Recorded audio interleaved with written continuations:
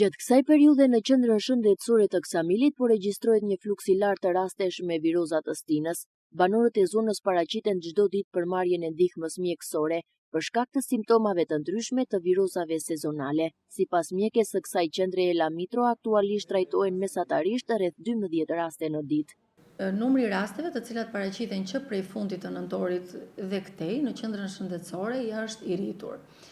Numri i virozave është i rritur si rezultat i një përhapjeje dhe një transmetimi të madh edhe midis rasteve. Rastet kronike të cilat ne ndjekim për gjatë gjithë vitit në qendër paraqesin një predispozit më të shtuar për shfaqjen e simptomatikës të virusit. Këto raste paraqiten tek ne dhe ne i ndjekim brenda mundësive tona edhe ditë për ditë sipas ecurisë të gjendjes për të parë vazhdimsinë e situatës.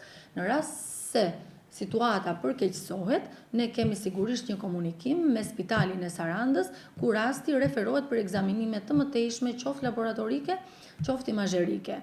Ajo bën me dije se gjendja është e menaxhueshme, po kërkon vëmendje dhe kujdes të shtuar nga qytetarët për të shmangur përhapjen e mëtejshme të virozave. Të sëmurët kronik nuk duhet e para të neglizhojnë terapitë e tyre të cilat kanë për diagnozat të cilat ata janë të diagnostikuar prej vitesh.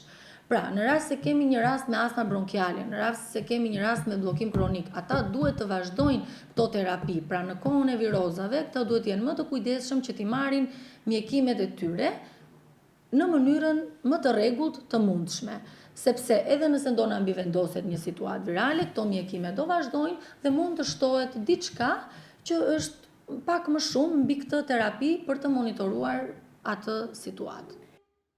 Bluzat e bardha kanë dhënë gjithashtu disa këshilla për banorët, duke i udhëzuar të respektojnë masat higjieno-sanitare dhe të kërkojnë ndihmë mjekësore në rast simptomash. Qendra shëndetësore e Ksamilit mbulon rreth 8500 banor të zonës.